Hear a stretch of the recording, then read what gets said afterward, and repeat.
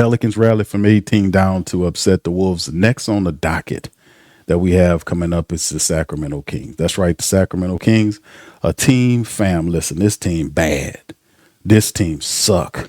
I mean, Sabonis is out. I think he's due to return. He should be coming back soon. I know Keegan Murray is out with an ankle issue that'll have him out to February the 19th. When we get ready to see this team, they're saying Sabonis could be back as early as tomorrow. So that'll be big for them to get Sabonis back, and perhaps he will be ready in time for the Pelicans game on Monday. We'll see. We'll see exactly what that is. And, of course, like I said, DeJounte Murray, we won't see what's going on with him until February 20th. You start hearing little leaks of information about him and all this kind of stuff. But I don't know with the Pelicans, how the Pelicans going to handle it. Will they handle it like Jordan Poole, just sit him down and not use him until the offseason? I mean, we got a lot of season left. We got to be able to use the weapons that we have. We're going to need all hands on deck to crawl back into this thing. But anyway, as far as the Sacramento Kings are concerned, this team's bad, fam. This team worse than the Pelicans. They're 12-40. They are losers of 10 in a row. They've lost 10 games in a row. This team lost 10 games in a row. I got to keep saying it because that's what it is. They're not very good. You can see their numbers right here, ranked on screen. You can see 29, 27 in terms of points and opposition points per game. Almost they're in the back of the league. The field goal percentage is 18th. Pelicans is 25th in the league. You can see the 3-pointers made is worse than the Pelicans. Pelicans make 11. This team less than that, less than 10 and a half at 30th. The attempts are 30th. The percentage is 19th. The Pelicans is 27th. You can look at the free throw averages as well. The attempts at 18th, Pelicans 10th, and the free throw percentage is 20th at 77. Pelicans at 78.5, almost 79%. They are improving over time. You can see the Pelicans way better rebounding team than the Kings. The Pelicans are not as good as an assisting team over the season. You can see the turnovers right there. The Kings do turn the ball over a lot. They don't steal it as much, and they really don't block it as much. But like I said, this team was dealing with a lot of injuries. It feels like a rebuilding. I ain't gonna see a rebuilding situation with the Kings, but I thought they felt like they were supposed to be better than what they usually are. Regardless or not, I'm not going to say this is an easy out for the Pelicans. They're a terrible team, but they still have a lot of good players on this team. Zach LaVine is there. DeAndre Hunter just came over. They got DeMar DeRozan. Sabonis is due to come back. They're saying possibly for the Pelicans game. They always seem to come back against for us. So he's out of against the Sacramento Kings game. And right now the Kings are they playing the Clippers right now. And they losing by 1. So it'll be interesting to see how this matchup flips. And if Sabonis is back, they got Russell Westbrook. Might as well be fucking Russell Wilson, to be honest with you. Russell Westbrook is the point guard. He's the top point guard on the team. He's doing his average though, about 15 and 7 in terms of his assists with 6 rebounds per contest. That's respectable for Russell Westbrook. But yeah, this is a strange team, man, to say nonetheless about what we'll have to face off against the Sacramento Kings, man. But, man, yeah, he go to line up right here, and y'all tell me what. But, yeah, this will be interesting, man. We always seem to have issues with this team, man. I think they beat us. Let's see. I think they did there. Yeah. No, we currently on the 1-game winning streak on this team. Prior to that, we lost like 3 games in a row to Sacramento before we got them on that last one. So what is this looking like, fam? What y'all think this is going to be a W? I'm going to hold up on it. I said last game against the T-Wolves, I thought the Pelicans was going to lose the game because of how they playing, but that you never can tell how this team plays and how they go. You never can tell, man, how this team behaves, man, from game to game. But we're going to have to bring it, man. You got Zach LaVine, 19 and a half. It's what he's doing for the team. DeAndre Hunter was the guy that they traded. He's at 14. He just got there after they're moving out a few people. DeMar DeRozan is still there with 19 a game.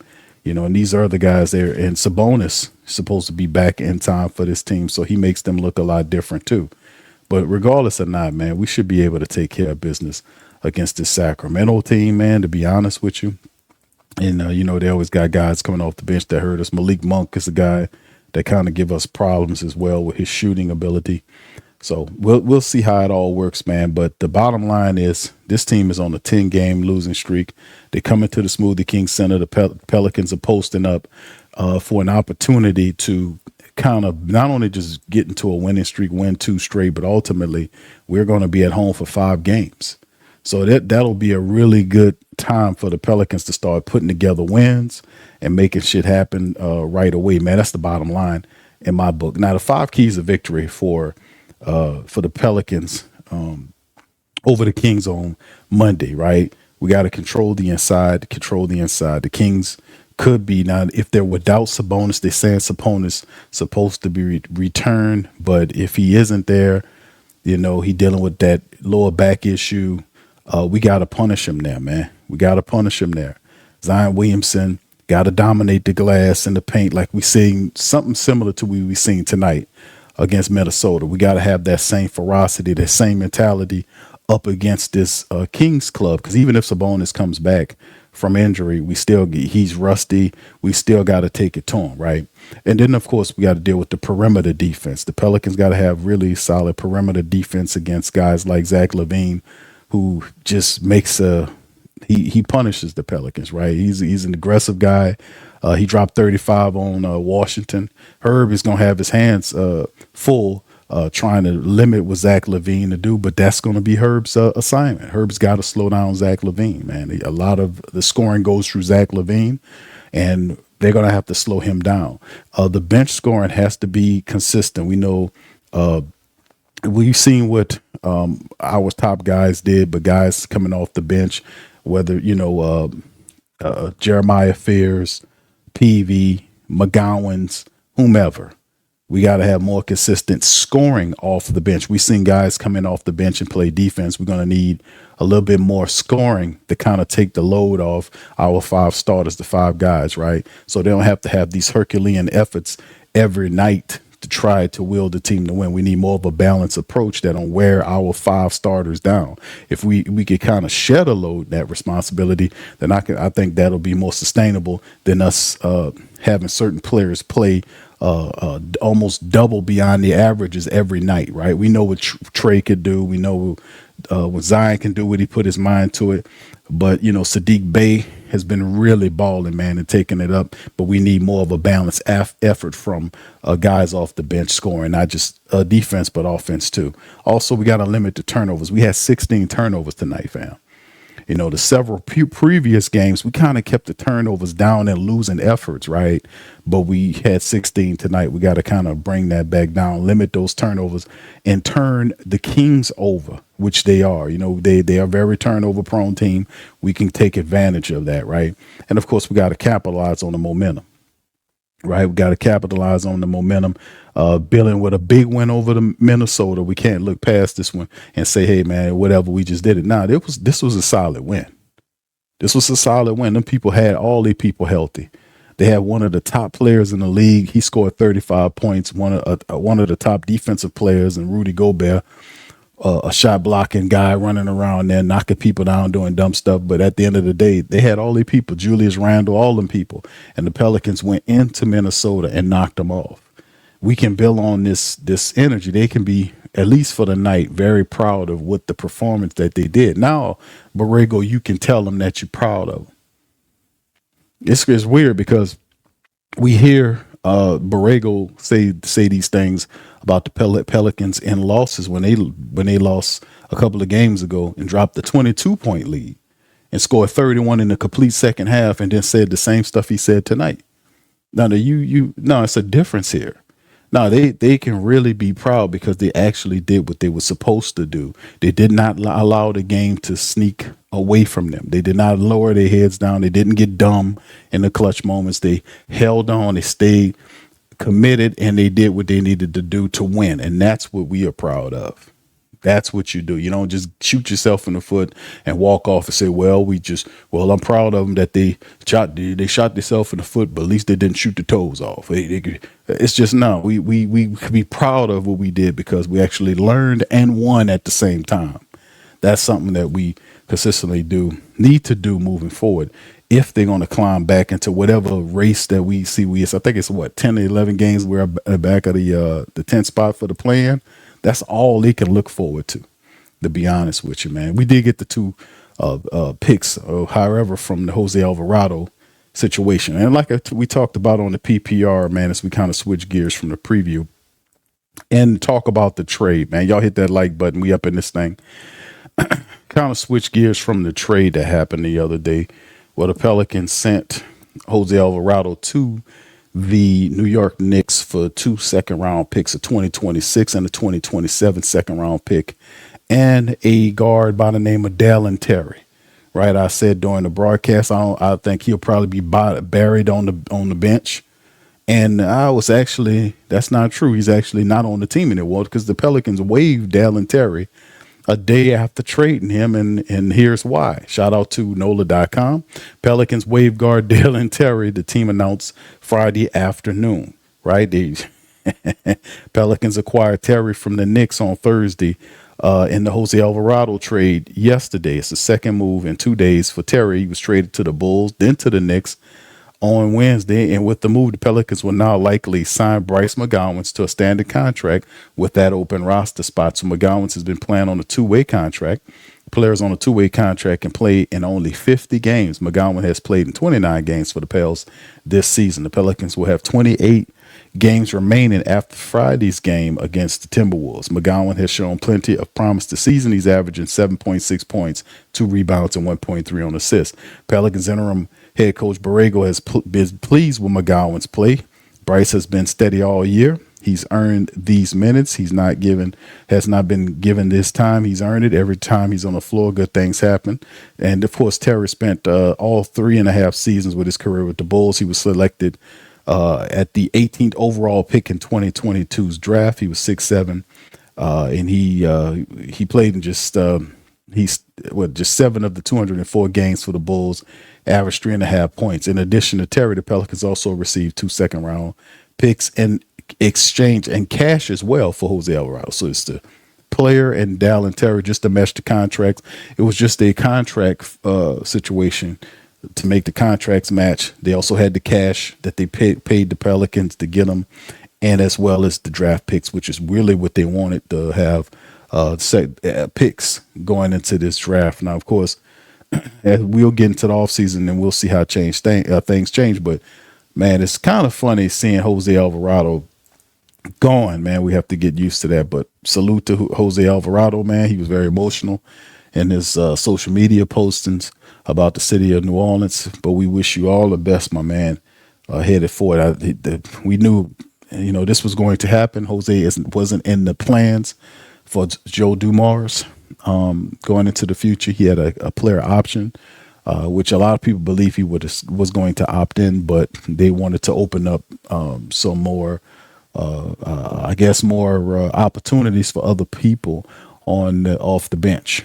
And then, of course, you see Jose get shipped out. They released the guy they traded for him, and Bryce McGowens collects 28 minutes tonight, and he threw in 11 points. So it works, man. It worked. Because at some point, if we're gonna make a run, we gotta do better with the reserves off the bench. They gotta help out offensively. They gotta do more. We can't put all of that on Zion, on Trey, on Sadiq, on Herb, or Derek Queen. Bench guys have to be able to not only play defense, but they got to score. Any other thing is not going to work. So we need some more help there. And don't ask me why Poole is not playing, or I don't know why these guys are not playing Poole. We passed the damn trade deadline. You got 30-something games before you even get to whatever the plan is. You're going to need all hands on deck. You're going to need Poole. You're going to need Murray. You're going to need all these damn guys moving forward. So we'll see how they handle it, man. We'll see how they handle it at the end of the day. All right. Anyway, man, listen, man. This is like I said, congratulations to the fam tonight, man. I'm congratulating y'all, man, because we've seen some shitty basketball over the last several weeks, to be honest with you, and it's finally good to see the Pelicans stand 10 toes down, come from 18 back in a tough building against a team that got all their firepower and knock them off for the win and upset. I'm very happy about that. Shout out to Pelicans Nola. Shout out to DJ Primetime. What's up, my brother? How you doing? Jaden's in the building as well. Big ups to you, Daniel, as well. Shout out to Miggy, Slim, as well. The Los Face Killer. Shout out to you, fam. J Carv is in the building as well, man. I always got to give y'all shout outs because y'all see this every night. This funk and stinks all night, but we do it. Los Face Killer says, props to you. Them other fake shows only come come on after Lost Negative Girly Nellies. Only one when he says when gotta start somewhere. You don't just hate no. Okay, I got you. Thank you, bro. Shout out. Yeah, we win, lose, or draw, dog. We here. The faithful know, man. Win, lose, or draw. It could be the ugliest losses. It could be slim losses. It could be big wins, little wins. Whatever the case, PPR is in the building, man. We consistent. We stand 10 toes down, and we tell it like it is too, man. I don't care. I don't care if they all be listening, man. We've been doing this for like 10 years, man. Actually, more than that, man. If you go back to the podcast days, we've been doing this shit for well over a decade, man. All right, big ups to you. All right, Maniac 504, shout out to you. He says, so with Poole not getting traded, what do you think we're going to do with him sitting on the bench? Bro, I didn't even see your comment, bro. We thinking alike. I feel like we should try to get him back. Hey, bro, listen, I did not see your comment, but it's just good basketball intelligence to ask that question. Why? Because he's making $30 million. The big question, shout out to brother Guillory who be chiming in. The big question is, we know that I forgot the damn man name already. We know that McGowan's, that's his name. Bryce McGowan's is a Borrego's favorite, right? We know Borrego likes him. That's why he looks to trade him. So the question is, so you cleared Jose Alvarado out for the picks, right? We know it was for the picks. We know they wanted some picks, and we know he wasn't in the plan. But for the short term, the main benefactor, Jeremiah Fears, did get 28 minutes tonight. He got 20. He just didn't play well. He was 1 for 7 from the field and 0 for 3 from downtown. He had 2 points, 4 assists, 1 rebound. He had 4 turnovers. He just was garbage tonight. The young fella played really horrible tonight, right? So, but the attempt is to open up minutes. Really, you're thinking about Jeremiah Fears, right? When you move Jose out, because the minutes got to go somewhere. So they give 28 minutes to Fears and 28 minutes to McGowan's. And I know Jose averages what? Anywhere between 15, 20 minutes a game, maybe a little bit more or less, depending. He was one of the top people coming off the bench. So those minutes have to go somewhere. But the Bryce McGowan's thing, like the guy they traded for, was supposed to have an opportunity to step in and do things, but they like McGowan's. I don't have a problem with McGowan's, but the issue is I have in terms of the money that you're paying Jordan Poole. Jordan Poole is making $30+ million a season, and you got him DNP. We're a day or so past the trade deadline. We got like 30 something games until we get to the end of the season. So you can't DMP Jordan Poole for the rest of this goddamn season and think you're going to make a run to get in position to get into the I don't even say the playoffs, but the play-in. That's all you can shoot for, right now anyway. And then the thing is this too. You're going to need Jordan Poole because Jordan Poole is a bucket. And then ultimately, DeJounte Murray's going to come back. You going to DMP him too?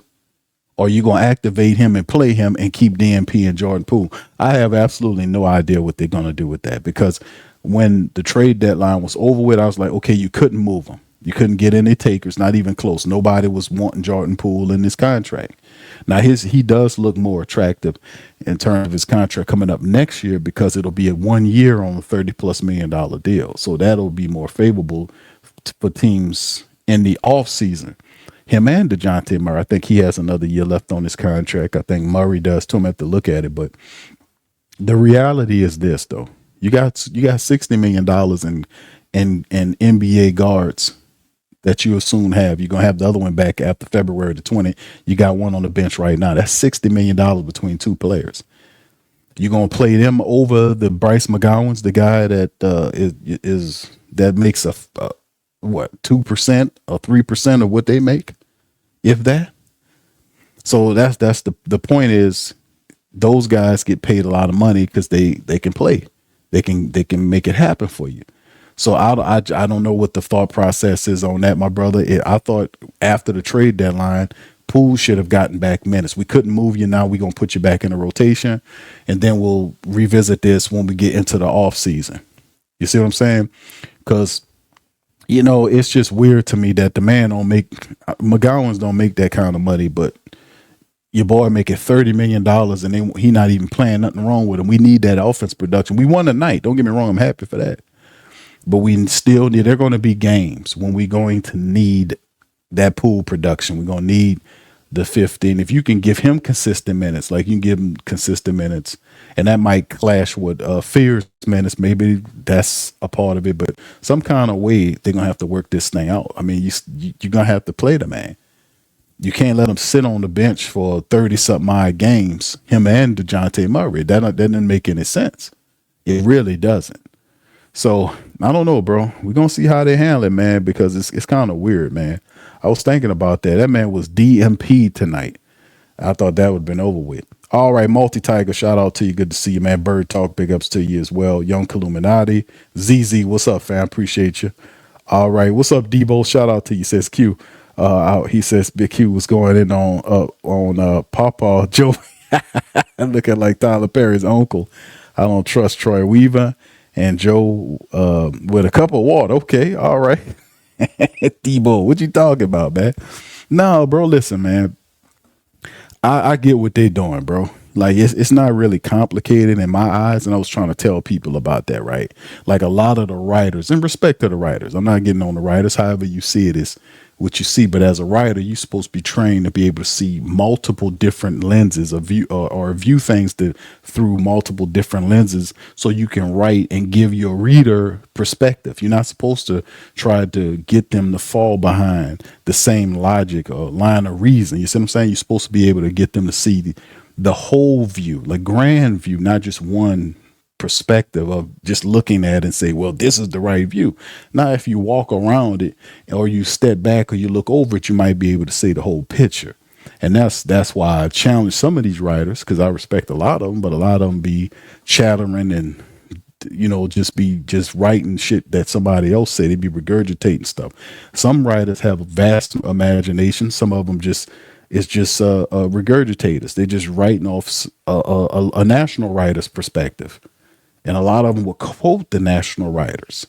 I noticed that a lot. But I know the difference between the really good ones like Ali Kosel and many other different writers. You can read it in what they're saying and understand that they built different than these regurgitators. And what I've been hearing, a lot of people getting on Joe Dumars because of saying that he need to make a trade here and made the trade there. And I was like, hold on. If we team building, right? When he stepped into it, you got to look at everything. When he took the job, remember there was the reports coming out saying that there was a caveat or a restriction when he took the job. Y'all remember that? And then when Joe was on, when he got up to the press conference, credit to the reporters, our good reporters asked him about it, and he said there was none. But there was. The caveat was you can do whatever you want. You just keep your hands off of Willie Green. And that was Gail Benson. But then we got into the season. The team lost all those games. We didn't fire Willie Green till the middle of November. By that time, the Pelicans were in double-digit losses. That's where they was. He couldn't. And then she came out because the heat got on her so bad she had to come out with this press conference. Y'all remember we covered all that stuff here, man. Go back and listen to it again and listen to what I was saying. I was calling her out on the press conference. I always call them out, bro, because a lot of times they be misdirecting, they be lying, they be trying to get the get the heat off of him. She came out and said she had no power of the team and this type of thing, that Joe Dumars could do whatever he want and all this. If Joe Dumars could do whatever he want, why didn't he fire Willie Green at the start of the season? We knew the reports was she was holding on to Willie Green. She had his hand on him. The team didn't even was even reacting to what he was saying as a coach. He never regained the team from last year. But she cool with the man wife. She like Willie Green. She must have go to church. Well, I don't know what was going on. But at the end of the day, it wasn't basketball business. If it's personal business, get a dude a job at holding, sweeping up or give him handling out tickets or let him put the Pelican costume and run around and flap his goddamn wings. Something like that. But don't let him coach the team. The man the man wasn't good at that. But she held on to him. And held on to him until the heat was so hot, she had to get up off him. And then what happened? She came out with that bullshit press conference and said that Joe could do whatever you want. And after she said that, the very next day, Willie Green was fired. Now, what is that for coincidence? She was forced by us, just like she was forced. It's a pattern. I keep telling y'all, pattern recognition, man. I be telling y'all over and over again about pattern. Y'all got to pay attention to pattern recognition. Pattern recognition will teach you a lot in life. Pattern recognition is history. It's basically the study of cycles, human behaviors. That's what history is. Understanding how human behavior, how humans act, and having a memory to understand and predict cycles. Because once you have a routine as a human, you have a routine. There's certain things that you like to do. If somebody can pick up what you like to do, they can map out your role and how you're going to walk through life, how you're going to make decisions. All of this is what they do. All of this, if you pay attention and it's something that I've been talking a long time. Maybe I start another channel. I got a bunch of them. Start a channel talking about this in relationships, because that's when people really like to hear me, when I start talking about that relationship stuff, dealing with patterns. But I keep it with the sports just to show you. I know how the pattern's working with Gail Benson. I know how the pattern's working with Joe. It's easy. It's easy work to me, and I'm going to tell you why. We did the same thing with her to get rid of Dennis Allen with the Saints. We did the same thing when we forced her to fire Dennis Allen and fire him as the coach. I said it then, we're gonna have to do the same thing to get rid of Willie Green. And it was the same thing, because she does that. It's a pattern to this woman. The first year when she hired this other guy, Griffin, to run the team, she forced him to hold on to Elvin Gentry in the first year. She did the same thing to Joe this time around. She forced him to hold on to Willie Green in that first year. And both of the situations worked out the same way. They both were off when they couldn't click with the man, and they ended up getting fired. She didn't allow the new man to come in and bring his own head coach. That's incredibly difficult to do. If you got an owner that you come in and the broad won't let you move this dude out because she likes him for whatever reason, but the guy's not winning anything. So that's what I'm saying. It's a pattern to her. It's a pattern to how she behaved. The pressure got the pressure was actually almost as worse as, not worse than the Dennis Allen thing, but almost as worse, because people stopped showing up. It got real hot for her when she came out with that press conference and said that she had nothing to do with it, and just a bunch of lies. Just a bunch of lies. So anyway, what I'm saying is, it's incredibly hard for you to build a team like that. If you come in as a new general manager, just put yourself in that pattern. Put yourself in the place of Joe Dumars. He comes in, he gets rid of CJ McCollum and other players. He brings in a guy that's averages 17 to 20 points a night in Jordan Poole. You just got to get him steady minutes because he's a rhythm player. Scouting report studies will show you that he had enough tape, enough scouting reports on him from Golden State all the way up into Washington. This is a rhythm player. You can't give him mixed minutes. You can't play him 15 minutes and then 21 minutes and then 10 minutes and then 12 minutes. That's not how this works. This is a rhythm player. You got to have a line. You got to be consistent with his minutes. That's something that Borrego didn't do. He was never consistent with the man minutes. So he got mixed results. Some games he went off. Some games he didn't even. A couple of games he didn't even score a point. One, I think he scored 0 points one night, 1 point another. You got to have his minutes set evenly, and that's when you get the most. This is a rhythm player, but that's not what happened. But anyway, What I'm saying is this, fam. If you are constructing a team and you're trying to win, when you come into the building, you need to have the ability to pick your own coaching staff, your own players. Now, he went and made trades. He brought you Poole. He brought you Sadiq Bey. Look what Sadiq Bey was doing. Look what Poole was doing when he had some kind of minutes when he was out there. He would struggle here and there, but you have to be consistent with his minutes. That guy wasn't. Sadiq Bey played defense. He was able to get in there and mix it up, and Sadiq Bey excelled. Then they had the injury situation that they kind of happened with him. But at the end of the day, you have to have the ability to find players, bring the players in. Then what he did was he made trades during the draft. He got you DQ, got ridiculed for that. Not the same writers that was talking shit about him, not talking shit no more about DQ. So he was right on him. He gonna be right on Fears too. He's gonna be right on Fears too, and he got you PV. Plus, he found some good second players and stuff like that. Like McGowan's was a good pickup for him. Trey Alexander's also another good player. If you get more minutes, you'll like Trey Alexander too. So they picked up some good players. So the reality is Joe Dumars has done as much as he can do coming in. He just got here. The owner just took the rings off of him. And then, of course, you get the interim coach, which means now we're suffering through this season with Borrego, who is basically who Willie Green was coaching through. And the guy is terrible. He's not consistent. He talks offense, but he can't get him to play defense consistently, and it's up and down. By any measure, this not Joe Dumars' coach. Willie Green wasn't a Joe Dumars coach, and James Borrego is not a Joe Dumars coach. It's not.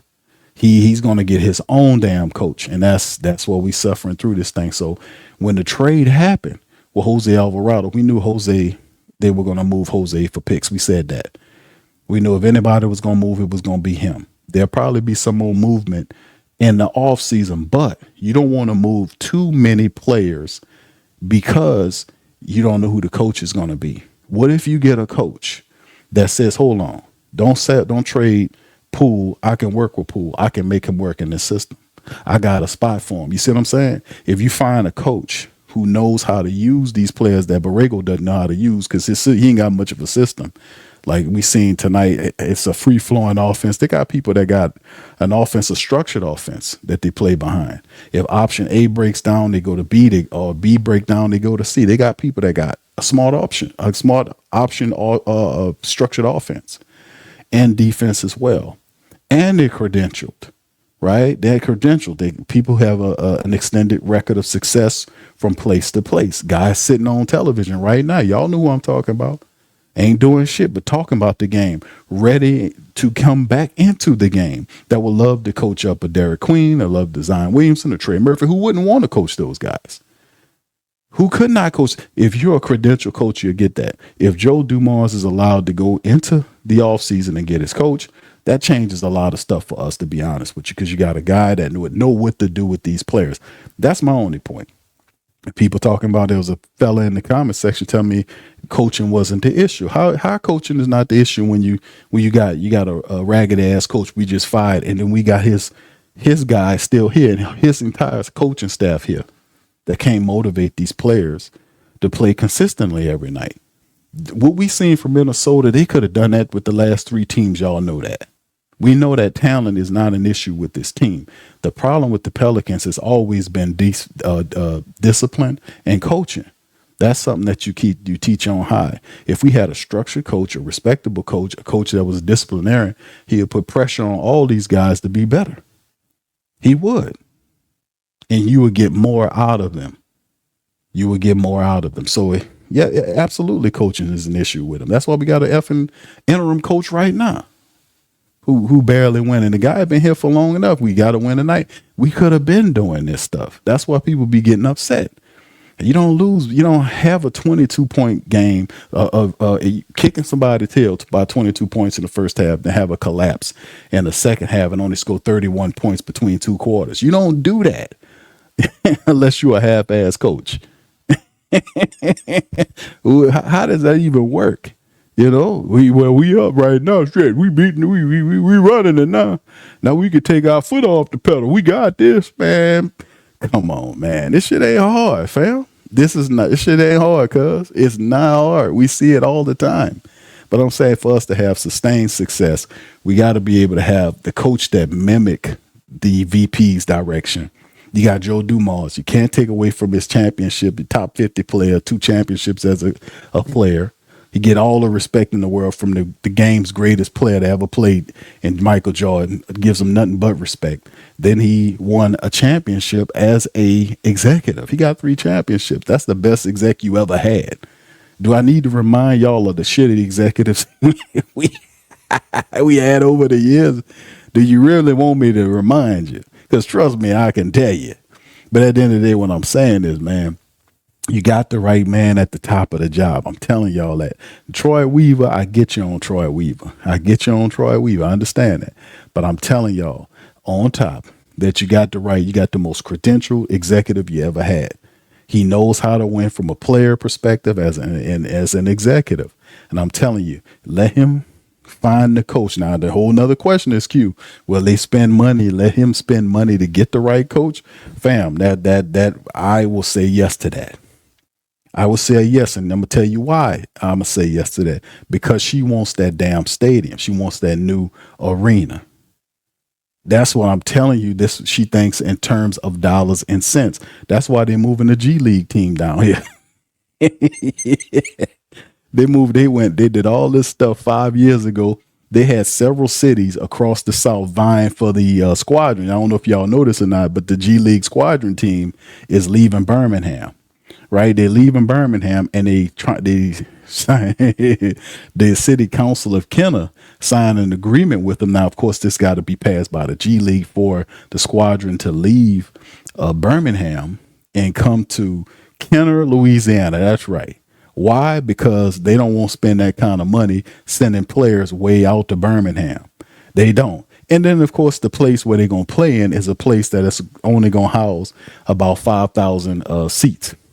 Versus a place they coming from that was like 16,000 seats. That was kind of like a real semi-pro basketball arena. Like, you know what I'm saying? I think it was 17.6 or something, like the Legacy Building in Birmingham seats. That was actually a respectable venue because they spent money getting it ready for the squadron. But it was Birmingham, it was Pensacola, and it was a couple other places that was in the running to get that team. They're moving into Kenner. I was like, why are they doing that? Because she's trying to save money on running the players from back and forth. I'm like, what? But is she all about a dollar, man? That's what I'm saying. Of course she'll pay a guy $10 million or $12 million if she can get a stadium, a $500 million stadium.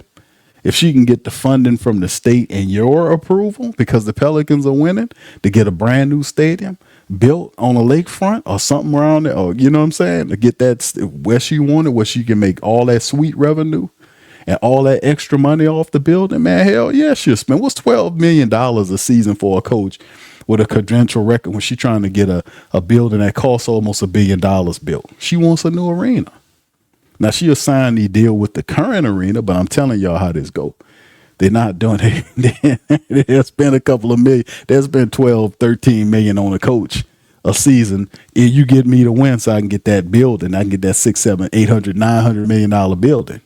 I'm telling y'all, man, she wants that new building, man. She wants the building. Of course she's going to spend that little bit of old money, man. That's pocket change to that lady, man. She just picked up. Did y'all know she just bought another building like what, about 3-4 months ago? See, I don't be telling y'all all that shit. I'm telling you, man, she got all kind of holdings. That ain't nothing for them, man.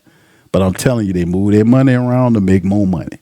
They understand what the Pelicans got going on. They understand that Joe Dumars is the right one. You got to give them time to get these other guys out of here. Clean slate on these damn coaches. Get respectable coaches. There's a bunch of them out there. And I think they will spend on it because she want that building.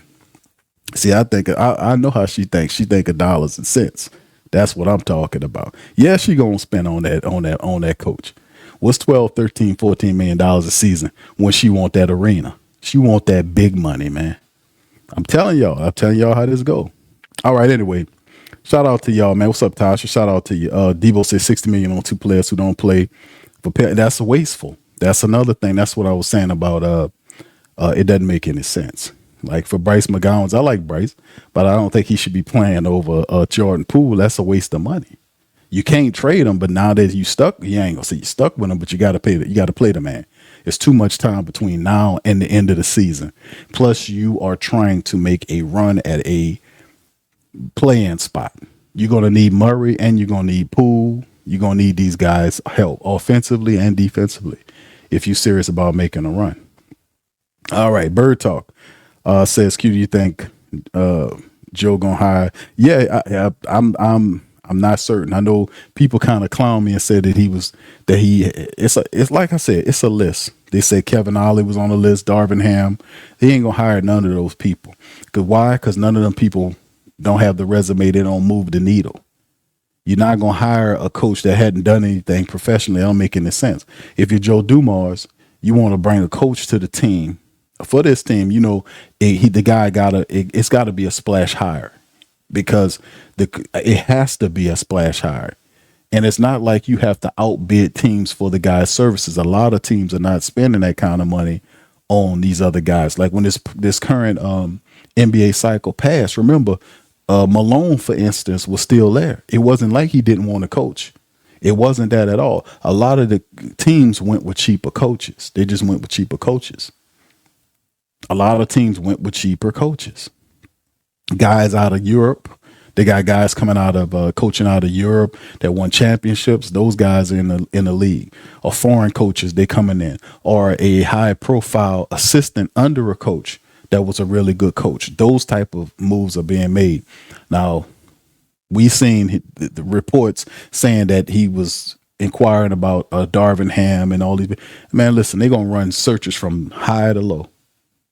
They're going to run searches from high to low. You're not, if you Joe Dumars and you respect the game, and I know there's ties between Joe Dumars and Malone, just to say, for instance, that understand and know that these coaches, like even if it's Coach Budenheimer or Malone, those guys want to be in the league again. They want to coach again.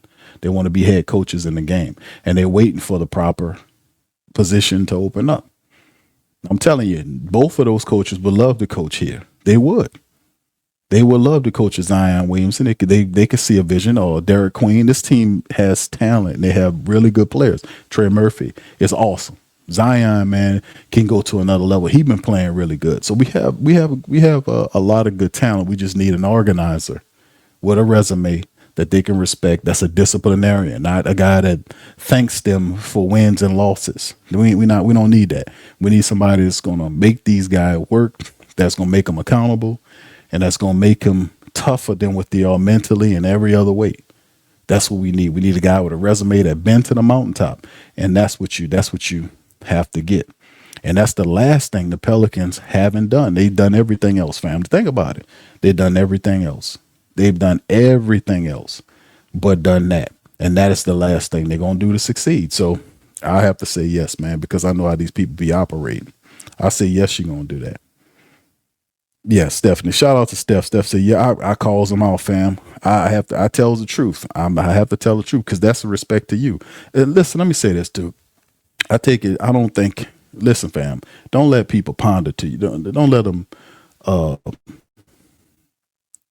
don't let people, kind of ponder to you. You know what I mean? Don't let them, because that's very disrespectful, And I see people doing that. These online cats do that all the time. They kind of pander they pander to their audience.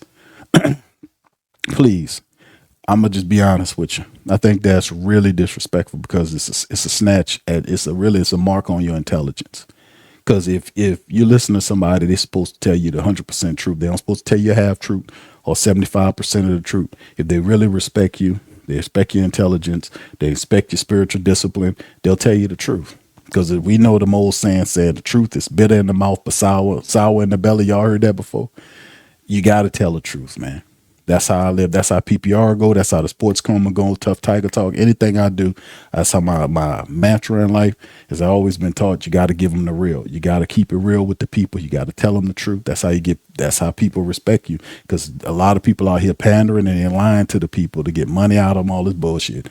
I'm telling y'all the truth.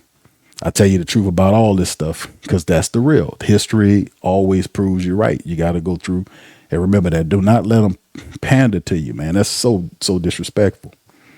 All right. Anyway, Big Sean says, what if you get a new coach and you don't do much better than you are now? That's not going to happen, Sean. That's not going to happen. Like that didn't happen with you. You know that when people come in, Joe Dumars is not even a part of this culture. You know that. What's the last thing keeping the Pelicans held down to where they are? They have the same people that was here under Willie Green.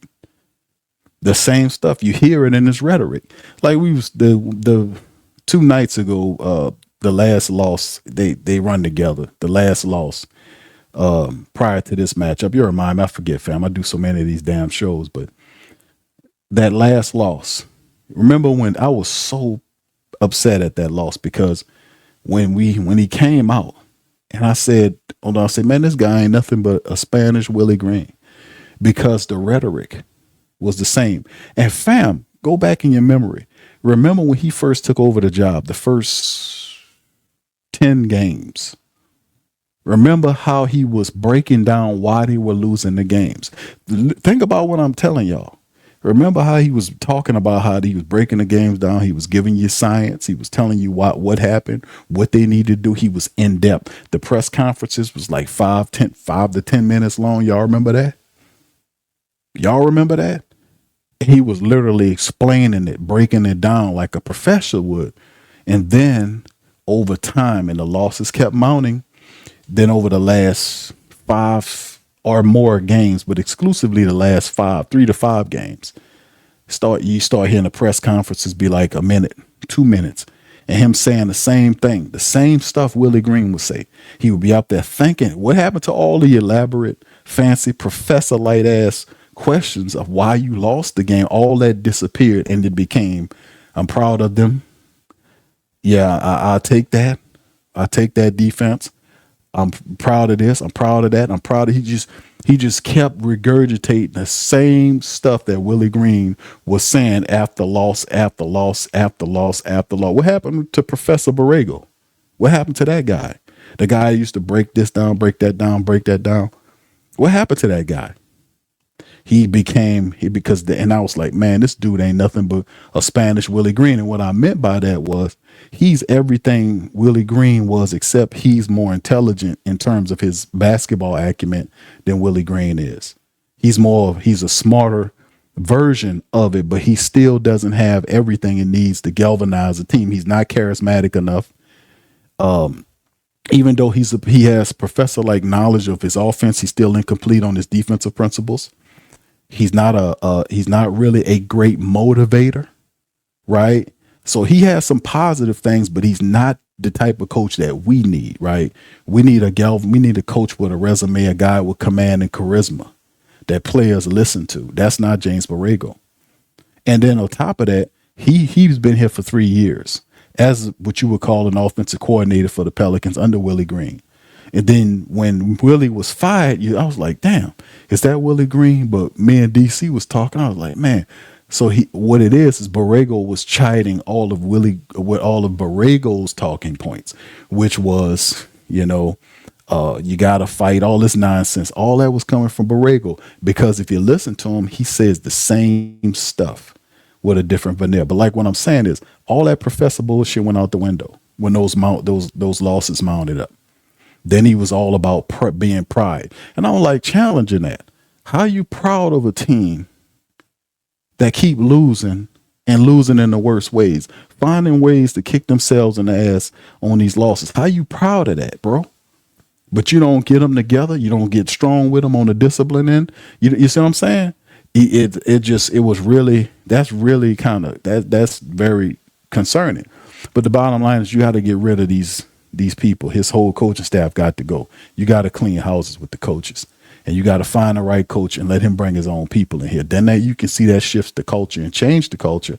And then when that head coach that they hire in the offseason works with the general manager, he can then be about the business of trading whatever player that he wants and being able to coach that player to fit the system that he wants, as opposed to you trading players and then going to get a coach that fit what you're doing. That shit's incredibly hard. That's not how you do that. if you're an exec, you're going to go fire the head coach, and you're going to work together to build the team. That's how that works. Doing all this other trading and moving players around doesn't make any sense. You know, this guy we got here as an interim coach, he'll be fired and his whole staff will be out of here at the end of the year. I'm not trading nobody. I'm going to hold on to my players. I'm going to force you to do the best you can do this year. And when soon as the year over with, your ass is out of here, I'm going to get me a coach, and then we're going to work together on what player stays and which ones go. That's how you do it. That's how you spin this whole thing around. That's what I'm talking about. And that makes common sense like a dog. Y'all know that's the truth. That's the truth. All right. Anyway, yeah, Debo says the Wizards said AD out for the year. Okay. Proud is, Willie's philosophy, Slim. Exactly. So like I said, man, at the end of the day, I think it'll be a change, man.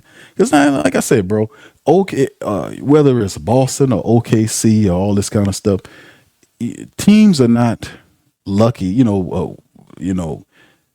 winning games because they're lucky.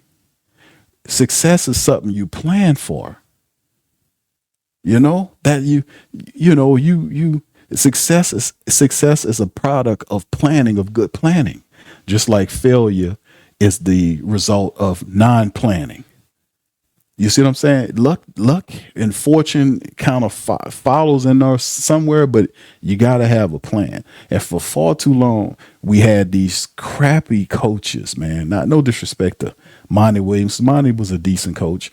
Byron Scott was a decent coach. Scott Van Gundy was a decent coach. But you have to have the top and the bottom. You got to have the executive. With the credentials, you got to have a coach, and those guys got to work together, and then they create the culture, and we move forward. I was telling you guys about the persona or the astrological chart. The astrological chart in terms of personalities. That's a real thing. I know Troy Weaver used the astrological chart and personality chart to bring players to this team. I know he does because he came from OKC. Remember, Troy Weaver has an affiliation with the OKC Brass. He does. Remember, Weaver had a connection to OKC. There are some positives to Troy Weaver. So a lot of these teams that have success, they're using the personality charts and they're putting these players together, not entirely because of that, but that's one of the ways of things they're looking at. Hell, a lot of them are constructing their entire teams using that chart. OKC is a main user of it because their whole organization is structured that way. It's structured that way. I'm telling y'all, so it's different things these people are using outside of just the customary scouting, the analytics and all that. They're going to full Monty, man, all over the place. And that's why I was saying that certain players leave that they don't fit with what they got going on. Other players they bringing in, and they're gonna watch. Y'all gonna see when they in the process. We're gonna walk it down. I'm gonna let DC break it down too, because he know about that shit a little bit more than I. But I was looking at it, man. It's a guy on YouTube, man, that covers it, man, that breaks it down. He got a website up, man. And I was looking, I was like, damn, that's crazy, because OKC, San Antonio, Boston, they run it even up into the NFL and all these other places. They used it and showing that they're using it as one of the main tools in team building. It's very interesting. Y'all need to look into that. Anyway, shout out to y'all, man. What's up, Crispy? Shout out to you, man. Appreciate y'all for being in the building as well. Sean and Natasha, shout out to y'all, man. We appreciate y'all, man, because San Antonio, man, it was they dropped down. Popovich looked real bad. I seen him walking, man. Popovich, I don't know if he got that you dig or something. Y'all let me know, did Popovich get that you dig, man? Did he get that you dig, man? Because he looked terrible, man. I know he was advocating that for a long time. He was talking a lot of stuff about people who didn't get it. Did he get that? Because he looked real I don't know what's going on with the man, but all I remember is seeing a picture of him recently walking, and then my mind flashed back to him in press conferences talking about it. But y'all let me know, did he get that you dig? I don't know, man. Sean says, yeah, y'all be better than now regardless, because y'all can't get much worse. Now we're going to be better, man. We're going to be better, just like you was terrible. Remember, we was kicking y'all teeth in, and then y'all finally y'all had some little shaky deal happen where y'all got Wembanyama. Y'all weren't even supposed to get that pick, but y'all got Wemby. Then y'all ended up with Harper and Foxy And did y'all having to give up Vassell and none of these people, man? Come on, man. Come on. That's almost as shaky as that deal that what Dallas got when they shipped Luka to the Lakers. And then they mysteriously end up getting the first round pick, which is flag. That shit ain't no real lottery, Playboy. That's for entertainment purposes only. We should know because we had some funny business on that Zion pick. I'm keeping it real with you, Playboy. I'm keeping it real with you. All right. What's up, Jordan? Shout out to you, man. TFP, big ups. He said, I'll be at the next game. I guess, LOL, maybe we can get away. Hey, for real. For real. We got the Kings coming up. Now, listen, I ain't going to disrespect the King. Like I said, they're on a 10-game losing streak. They're supposed to get Sabonis back for the Pelicans matchup. We're just going to have to see, fam. But they do have Levine. They do still have DeMar DeRozan. These players do give us some difficulty. Right, but record-wise, they're worse than us, but we still gonna have to work for it. Be a first game back at home. If the Pelicans could really show us something, because they got the next 5 games, they got some really difficult games coming up. If they can kind of put it together and put a streak together or something, man, kind of close the gap for that playing spot, man, that could be doing some positive stuff. Yeah. All right, Tasha says it's cute. I'm not being shady tonight. That's Sean. Okay, no, I ain't calling you out. I know Sean. Sean is representing. We play chess. I hear you, Playboy. I hear you play chess. You ain't had nothing to do with that draft stuff. You know that. The NBA draft is real. That ain't no real draft, man. I remember how they used to do it. Where they used to put the numbers in the thing like it was a real draft lottery. They spin the ball and then reach in there. They don't even do that shit no more. They just say, yeah, we did it already. And listen, this is what we got. Look at the screen. No, sir. No. Because we know how this go. That that flag pick that Dallas mysteriously got when they weren't even supposed to be up there. And they ended up trading Luka and getting flagged. Man, come on, man. Come on, bro. I know too much about professional sports and how the shit work for the game. And Luka out there balling, man. Luka out there, he got LA. I know that the league work where the top money teams, they have like the big markets, they have to be relevant. New York, Los Angeles, and Philly, Miami, Houston, the big markets, when they're relevant and their team's doing well, the league thrives.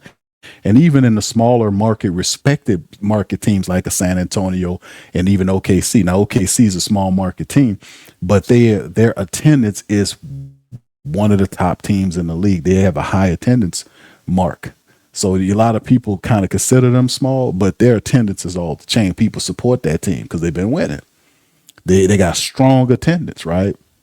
So, yeah. When teams like that, some of the big market teams are thriving, man, you start seeing a lot of that type of stuff happen. But yeah, man, we ain't no fools over here. We know what time it is. All right, anyway, man, let me get ready. What's up, Lex? Shout out to my girl, Lex, man, been in the building. We just talking. I'm about to get on up out of here, man. It's after 12 Central, my time, man. But big ups to y'all, man. Listen, the Pelicans got a win tonight. We doing good. We all right with the win. The Pelicans improved to what does I reckon now, fam? I ain't no shame about it. It's 14-40. Good Lord. We are 14-40. And how many spots are we out of the plan? I don't even much want to look. But we got work to do. That's the bottom line. That's it. Yeah, the Pelicans are all right. What? We 4-6 the last 10 games. And we are we're about 9.5. Is that 9.5? And that's like 10.5. It's like 10.5 games, 10.5 games out of the 10 spot. Damn. They got to get up off their ass, man.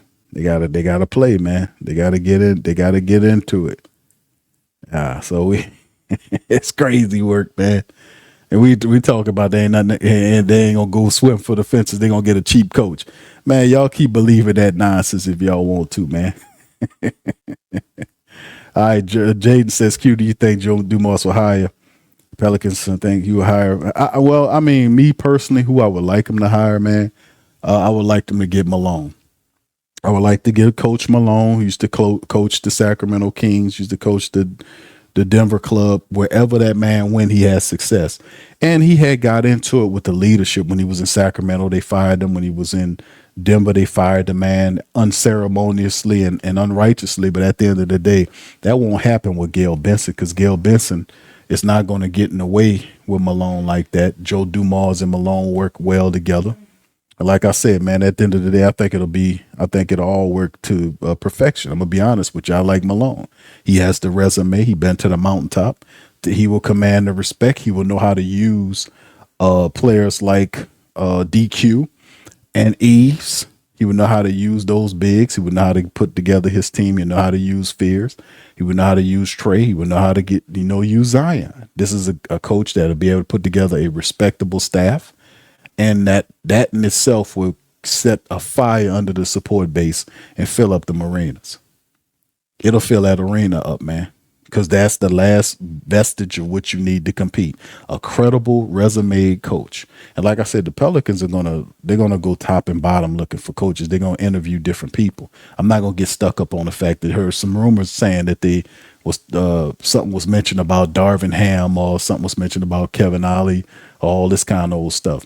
But at the end of the day, I'm telling y'all, they're going to look top and bottom. They're going to interview people for the position, and they're going to get a good coach, a real good coach that'll take this team into the future. And that way they can be able to put together something respectable. Yeah, Mark Jackson, bro. I like Mark Jackson. I don't think Mark Jackson's going to be the guy. I think he's been blackballed, rather. Yeah, I don't think Mark Jackson is going to get in. I think he's blackballed, dog. I've been saying that for years, man. It don't make no sense for Stan Van Gundy to catch a job, and Stan Van Gundy didn't coach for years. Stan Van Gundy was talking about the game on television for years. And prior to that, he was a general manager tearing up the Pistons. He hadn't coached for years, and then all of a sudden he gets a job. Him and his brother was up for NBA coaching jobs, and them guys been on television for years. But Mark Jackson can't. And Mark, if it wasn't for Mark Jackson, that whole Golden State thing wouldn't have happened, because he was the one that got Steph Curry right with those ankle injuries that he kept having. He was the one that kind of built that team up before Kerr came in and took him and benefited a lot from. Don't get me wrong, Kerr did some positive stuff, but that was Mark Jackson built that foundation. That team was headed in that direction. And a lot of times what got Mark in trouble with Golden State is his religious beliefs. He was a strong religious man, and they had a lot of loose behavior, if you know what I mean, going on with the ownership, and they clashed there religiously. And certain things he wasn't going to play and get down with, so he had to go. And at the end of the day, you can see that nobody trying to bring the man in for a head coach job or nothing, but he's credible. He's a good coach, but I think he's that little stuff happened. Yeah, there you go, Lex. Lex said white ball. There you go, girl. That's right. Yeah. I remember that. I was yeah. A young couple said Gail likes Christians though. Yeah, I know, but I don't see that happening, bro. I don't see Mark Jackson getting an opportunity to coach for the Pelicans, man. That I don't think that happens. That's usually a kind of a wink nod thing to all the leadership. They don't do too much without agreeing to it, right? Even with this expansion thing they got coming up with, it was supposed to be Seattle and Las Vegas. That's a loose secret for the new teams that's supposed to be in the expansion model. They're supposed to talk about this at the ownership meetings coming up. But it appears that Las Vegas, if they're going to expand, they're going to expand by one, and that the greedy ownership, the greedy governors, as they're now called, they won't be called owners no more, because that sounds funny now. It's now we're governors. We're no longer owners. We're now governors. They don't want to allow people they don't want to cut the pot no more. See, they're making so much money that they don't want to split with two other organizations. So the plan is, and this is just some inside baseball, is kind of make them pay a fee to come in. The first couple of years they kick out extra revenue to the rest of the teams, and as they come into the league. You see what I'm saying? But they don't want. That's why a lot of these professional leagues are not growing, because the ownership grew to a point, and they don't want they don't want to cut the pot any more than what it is. They so greedy and unrighteous, is ridiculous. Because we could have leagues that got 50 teams, 60 teams. They don't want to cut the pot. They don't want to split it no more than what it is. So yeah, that's some of the stuff that's going on, man. We'll see how they handle it, man. But that's what I heard. Las Vegas is they might grow by one, but the Seattle thing is still on outside looking in. So we'll see, man. We'll see. All right, but anyway, man. Slim said Joe will hire somebody. Yeah, he gonna hire somebody with connections. Yeah. Jedi says LeBron needs to retire. It becomes our head coach. Nah, we good, brother. We good. Man, LeBron to come down here and F up everything, man. What you talking about, brother? Yeah, Lex, I'm with you. Go get him alone. That's it. That's it. Benny says, Q, at least we are starting to get rid of some of those great human beings. Hey, man, listen, ain't nothing wrong with having great human beings, bro. But it was just too much weak stuff going on. It was weak stuff, fam. The scouting report on the Pelicans, fam, because I'll be doing the research on the scouting reports on these players and on the teams. They got scouting reports on all this stuff, and the word out on the Pelicans is that if you want to get to the Pelicans, you just rough them up.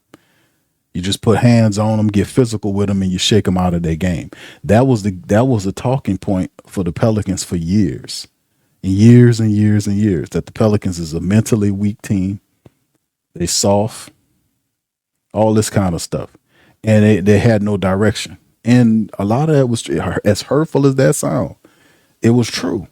It was true for years, fam. I sit up here and said the same thing about what is this bull crap this man talking about with this wannabe builder. I called it a basketball cult. That's what he was building. It wasn't about him winning anything. It's trying to protect people that wasn't living up. They had these fake pictures where they all smiling and the team falling through the floor. The team a laughing stock with these people in the building happy. We're taking like happy pictures. Like, we're not gonna let the stress and frustration of you need to let the stress touch you a little bit. Let life, because at the end of the day, all I know is that we are undefeated. The support base is undefeated. And ain't no exec or any player, I don't care how star-studded they are, comes to the New Orleans city or anybody else's city that got respect for themselves and sit up there and smile in the midst of losing and don't fight to show any kind of resilience. We don't know. You can do that temporarily, but your ass is going to be gone. Ask Dale Demps, ask David Griffin, and ask anybody else that come down here with that bullshit that you're going to be marched up out of here. We're not playing that with you. You're going to do what you're supposed to do. You're going to keep it real. You're going to find the best players. You're going to hold them accountable, or we going to put the fire on you. You will be held accountable. And that's what we've been doing for years. Been doing that for years. And I tell you one thing, that the media, like a lot of times the old world media, will be working with these people. They'll be working with them, getting paid by them. They'll write articles, but they wouldn't be tough articles, right? They didn't have the searing truth behind them to really rip apart some of the stuff that was going on that a lot of people started bringing to the game, such as myself. And I'll tell you one thing, when you start talking like this, it forced them reporters to start mimicking your energy, because they'll appear to be complicit with what's going on. You see what I'm saying? So they can't stay too far behind you. If you jump ahead, I'm telling y'all, I've seen this happen with my local media. They wasn't talking like this all them years ago. They wasn't talking like that until I started talking like that. Then they start saying, man, who the hell is that guy? But over time and consistency of my words spreading, the people start feeling it. They started saying, you got to walk closer up there too. They'll be looking like they're complicit with the system, like they're part of the effery that's going on, and they don't want to call it out. You see? So that's what I'm saying. That's a part of the game. That's how you can kind of change the narrative on things, because all we want in the end is success. We want to be able to have a successful team that play good basketball that we can enjoy. We're not talking about you winning every night. We just want you to compete. But don't come with this giving these players congratulatory energy even after losses, and they lose the game by 20 points, 15 points. They dropping leads in the game, turning the ball over, missing foul shots, can't communicate on defense. Miss me with all that. Yeah, I think I'll take that. No, you get ate up. It didn't work for Willie Green. It won't work for this guy we got now. It won't work, man. I'm telling y'all, it won't work. We don't want that. Yeah. So yeah, we gonna see, man. Lex, look at Lex. She's just typing away. Squallow says LeBron and Clutch are snobs when it comes to small market teams. It's all right, brother. LeBron is just almost done, bro. LeBron is done, man. I think LeBron is done, bro. He done had his little run. I think he was supposed to be having some competing interests in another basketball league or something like that. I heard rumors of that. Some reports mention that, perhaps. You know, he wanted in as an ownership. Somebody that I think I remember reading that they closed the door in his face, so he wants to start. You better watch out with that one, brother. They play dirty when you start. That's why they ain't got no other competing leagues in the United States going at the NBA. The NBA is a monopoly league, man. Y'all remember what they did Ice Cube? When Ice Cube was trying to put his league on television and the NBA told him that if you put that league on the television, you'll lose contracts from us. They threatened these TV people not to put Ice Cube's Big Three league on TV. And he has three people playing. These people got what? How many people? He got a semi-pro league. And Q wanted to work with the NBA and then they turned on him like that. This is a monopoly system, man. That's why they got one real professional league.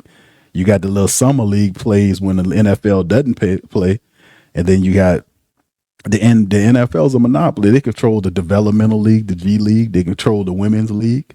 They got several leagues across the continents that don't have their name on it, but they own controlling interest in these leagues. They got NBA Africa, they got NBA Latin America, they got in Europe, NBA Europe. That's where all these European players is coming from, and African players and South American players that's getting picked. All these people are coming from these leagues that the NBA has money in and controlling interest in. They've created a worldwide professional basketball monopoly system. They control it from top to bottom. They stole the idea from LeVar Ball when he had the league paying college players who didn't want to play, that didn't want to go to college. They had the little rule, and they had the league where you come and play for us. Y'all remember that? They stole his idea and turned the G League into to his idea. People just but I'm saying, when you start talking like that, man, you got to watch out, man. You better have your war chest right. That's all I'm saying at the end of the day. All right. Y'all remember that? Y'all tell me if I'm not telling the truth. Now, Lex says, did you hear about the conspiracy theory with Kobe? No, I did not. Put it in the chat, Lex. I heard. What conspiracy theories? You talking about with the Black Mamba brand or the Mamba brand? That sort of thing? Is that what you're talking about? All right. Yeah. Yeah, it's just at the end of the day, man, it simply is what it is, man. He better watch himself with that. He better watch out because them people play dirty. All right. Lex says Queen is starting to remind me a little bit of Cat. He's getting away from the comparison to Joe. Really? I don't know about that. I mean, it's still in his first year. I mean, I'm trying to think of a young player his first year in that's doing the type of stuff that Queen is doing, right? In some games he struggled, right? He's struggling. But his skill set, and I told people before, I told DC this. I said, DC, listen, I know he can play the 5, but I could see he could play the 4. He got a skill set where he could play the 4. He hit 4 3-pointers tonight. That's showing you that this is not just some big working around the basket. The guy got an overall game, which means he's a problem anywhere on the floor, offensively speaking. Now he can work on his defense a little bit more. And you can see that he has the willing spirit. He's not a slob. He's not lazy. So I can see, but look at what he's doing in the sample size serving of what we're seeing. I mean, he comfortable out there. When he's against some of the best bigs in the NBA, you can look at his demeanor. It doesn't affect him. He ain't starstruck. It's like he's for the challenge. And like I said, some of the games he struggled to get his points on. He have 7 points here, 9 points here, but he's still out there facilitating. He's orchestrating the offense. They don't have a point guard. They took Fears off the floor. And I'm like, hold on. If you gave Fears is a higher pick than Queen, but Fears is supposed to be the point guard. Now I know Fears have a little bit more scoring guard than point guard in him, but you can still train him to be more of a facilitator. He is willing to facilitate. He can be trained or kind of weaned in that direction. You see what I'm saying? He can be formed to be a total complete guard to facilitate, you know. He has that scoring nature, but you can still kind of work with him early on. Man, them people put Fears on the bench, and because he was kind of scoring, he was struggling offensively speaking. They put him on the bench, put Queen. Queen orchestrates the offense, but Herb's not. He throws alleys to Zion, Trey. You know, is he the offense is basically he's a what you call it, a center point guard, a point center. That's the term, point center. He a point center. They run the offense through Queen. Watch, when he gets the ball, he stands up at the top of the key. You see motion around him. He's looking to make the passes, a bounce passes, a lob pass. You know, he's there. What big, you know, as a rookie they were doing that with. You know, it's just like the potential is crazy off the map with Derek Queen. It is just his demeanor. I know he's still got some stuff to work on. I'm not saying he's perfect, fam, but I'm just saying, look at his game and what he brings to the table. So it's just, to me, I'm like, this kid here, man, this kid's something else. It's something else. But he can still work on that stuff, Lex. He can still work on that stuff. Young Illuminati say he needs to get into better shape and play with a motor, because I agree with you, brother. Good night, Tasha. Shout out to Tasha. No, I agree. Illuminati, you're right. He's still a rookie, bro. Beanie says has to improve defense-wise, but he can ball. That's right. I agree with y'all on that. I agree with you. I agree with y'all. Yeah, that is facts. That is facts. I'm like I said, I'm Stacy. Shout out to Stacy, because he did give this comparison. And I was a big time, bro. I used to, coming up, it was players that I loved to watch play. I loved to watch Dominique Wilkins play back in the day. I loved it. I wouldn't known Jordan like that. I liked I respected Jordan, but I liked the other players. I liked Dominique. I liked who else was there? There was a bunch of really great players that was coming up in the day. Derek Coleman was one of the players that I used to love watching. Derek Coleman, because he had an overall game.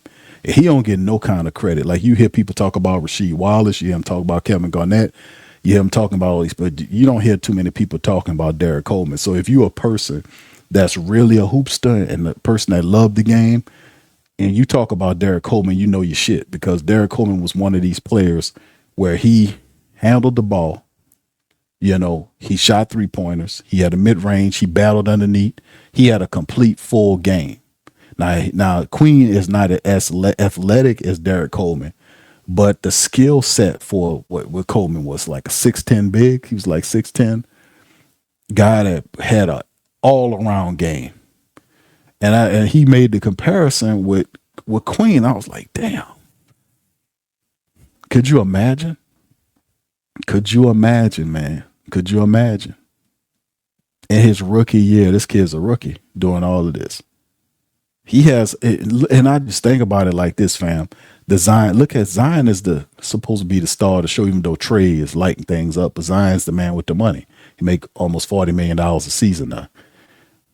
Look at the impact, and Zion is having a good impact. But look how the offense is not ran through Zion Williamson, even though he's given the ball at moments, and he, turns and wiggles his way in there and makes plays. But look at the difference with Queen.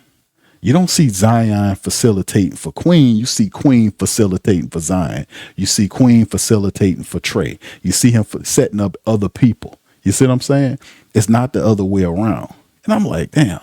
And his game is more mature overall than Zion. I'm not saying he's better. I'm talking about in terms of overall game. Like, he got a mid-range shot. He shoots 3-pointers. You see what I'm saying? He got a multitude of bevy moves around the hoop. So what I'm saying, he has, his skill set is more diverse and more mature overall than Zion's is. Zion doesn't have a consistent mid-range shot. He damn sure don't shoot no 3-pointers. So, I mean, he used to back in the day, but all that done went away. He just want to get to the paint. But I'm saying Queen got an overall shot. He's comfortable pulling up, shooting them shots, shooting that 3-pointer, shooting them mid-range shots. Even Antonio Daniels talks about it. He's like, that's all day for you. Pulling up 5 feet away from the defender, backing off. He pull up and take the shot. Oh, you daring me? I got you. Bam. That to me is impressive. We'll be honest. Glenn Robinson's good too. Glenn Robinson, but that's totally different. Glenn is more like, I don't know if I say more like a 3 than a 4. I guess people will call him a 4, but I kind of see him more. Glenn Robinson, Big Dog Robinson, more as a 3. I don't know. Lexus Spud Webb, Clyde Drexler. I don't know, man. Yo, I don't see Queen as none of them dudes, man. What y'all talking about? I need to let y'all go. Y'all tired, man. Y'all saying crazy stuff. All right, Sean said the fundamental, the slasher, the passion. Tim, Tony, Manu. Yeah, I hear you, Sean, bro. Y'all got championships, bro. I can't take that away from y'all, my dog. Yeah, but okay, these are some of the players that y'all like growing up. Okay, I got you. I'm sorry. I thought y'all was tripping. All right, Spud Webb, yeah, from Atlanta. Doc Rivers and Spud was on the same team with Dominique. Kevin Willis was on that team. Tree Rollins. Glenn Big Dog Robinson. Yep, Glenn Big Dog from Milwaukee. Clyde Drexler. Yeah, Clyde Drexler was the truth. Yeah, him and Terry Porter. Yep, that was cool. Iverson, yep, absolutely. Jason Kidd, Reggie Miller, yep. Kenny Anderson, Rod Strickland was another player that, a lot of people talk about them point guards like Kevin Johnson, but but they had back in the day it was point guard crazy. Stoudemire, Damon Stoudemire, Rod Strickland, Kenny Anderson. Boy, it had a bunch of them, fam. LaFonso Ellis. Danny Manning was good. He was kind of stiff, but he was good. Even Steve Smith, Steve, what's his name from Atlanta? Steve was actually had it. Mookie Blaylock. Y'all forgot Mookie Blaylock. Mookie Blaylock. Tim Hardaway. Who else we got? Point guard crazy, man. Tim Hardaway back in the day. Mookie Blaylock was the man for Atlanta for a while. He was doing this thing. It's a bunch of them, man. There's too many of them to even talk about, man. I remember Muggsy Bogues. He was on that Charlotte team with Larry Johnson and Kenny Gaddison and Lonzo Mourning and all them boys on that. Kendall Gill. Yeah, they had it was that was balling times back in the day. Yeah, Steve Francis. Yep, Steve and what's his running partner? Monte Ellis. No, that was from Monte Ellis was from Denver. Monte Ellis was balling. Catino Mobley. Catino Mobley was a baller, man. When he had Penny Hardaway and Tracy McGrady, all them type of dudes, man. That's when the league was really special, man. Yeah, Catino Mobley. Yeah, I remember him. Yeah. Yep. Weber before the injury. Hakeem. Yeah. These are some of the players. Yeah. He never could stand the Lakers, but had mad respect for Magic and Kobe. Indeed, bro. Randy Livingston was a beast, man. Before he had all those injuries. I remember Randy Livingston. But yeah, that's what some of the players, man. Michael Jeffrey Jordan was the best, man. No doubt about it. But like I said, they all had all players. He done stole rings from a lot of guys. Sean Kipp, Gary Payton, stole them from Barkley. He stole them from Karl Malone and Stockton. He stole rings from a lot of people, man. He stopped a lot of people. He stopped Clyde DeGlide and Porter and Clifford Robinson, all them boys. He stopped Sean Kemp from getting them. He stopped Charles Barkley from getting them. He stopped Stockton and Malone twice. So he kind of caught a couple of people from getting them. Houston got Hakeem them got theirs on the back end. San Antonio snuck in there and got theirs in the late 90s and got their stuff going on. But yeah, he stopped a lot of people. He stopped New York from getting it. He stopped the Knicks from getting it. Patrick Ewing from getting it. Pat Ewing and ran it. Well, Mark Jackson was up there with John Starks and all them boys from New York. Yeah, he stopped him from Michael Jeffrey Jordan. Yeah, Gary Payton, Chris Jackson. Yep. Brandon Roy I remember Brandon Roy from Portland. Great players, man. Solid players. We don't even talk about them boys no more, man. So many of them. Yes, indeed. Y'all got a bunch of them, man. All them guys, man. That was the leagues them years, man. That was the guys. But that's what I'm saying. Coleman, Derek Coleman was amongst those guys. He was like one of them great ones that got lost, and people don't even talk about him. You know, they'll talk about Rashid and all these other guys, but they'll talk about Derek Coleman, a whole beast. He was a whole beast out there. But anyway, man, listen, I'm going to go on that, man. Listen, I appreciate y'all for hollering at me, man. Y'all hit that like button. Hit that subscribe button, man. We talking Pels tonight in a winning effort. Our Pels won, man, tonight. We improved. Let's get this winning streak started, man. We got the Sacramento Kings on Monday, man.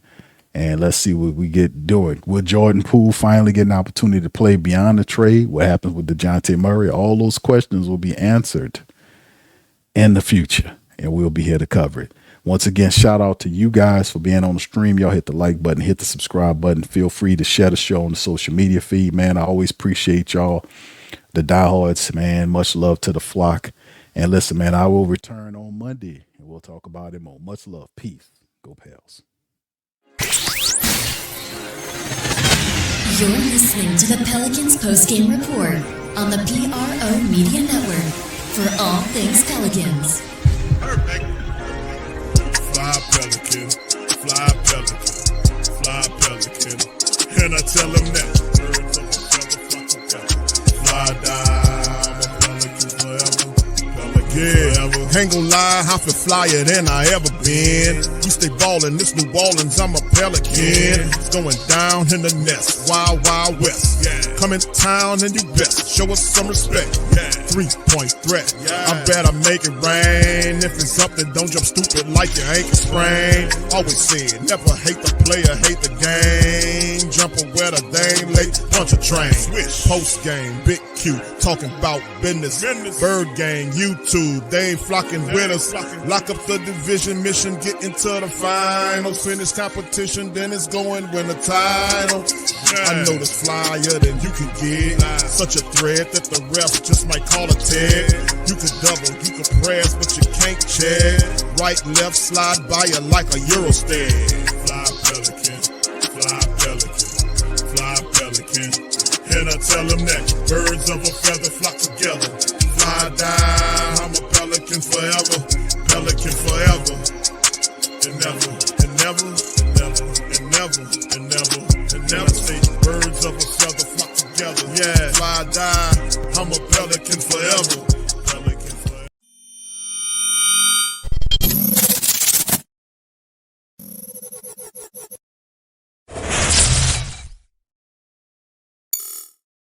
Hey, New Orleans! Whether you're catching up on Saints news at Jackson Square, checking Pelicans scores in the Garden District, or staying updated on LSU while grabbing coffee in the French Quarter, there's one place that keeps you connected to everything that matters in our city. From Bourbon Street to the Superdome, from Preservation Hall to the Riverfront, New Orleanians are staying in the know with thehootitdaily.com. Your daily source for Saints, Pelicans, LSU, and all the sports, music, and culture that makes our city special. At work downtown, at a game in the Dome, or just relaxing by the Mississippi, wherever life takes you in the Big Easy, you can stay connected. Because when you're from New Orleans, you don't just live here. You stay in the NO. That's stay in the know. Visit thehootdatdaily.com and never miss what matters most to Who Dat Nation. Stay in the Welcome to the Pro Shop, where we create authentic NOLA-inspired clothing for men, women, and children. From Saints jerseys to Pelicans gear, everything's crafted right here in New Orleans. Whether you're shopping the Pro Shop, the Pel Shop, or the Pro Shop Kids, we've got your whole family covered with genuine merchandise that represents our city's spirit. Check for links in the description section below or in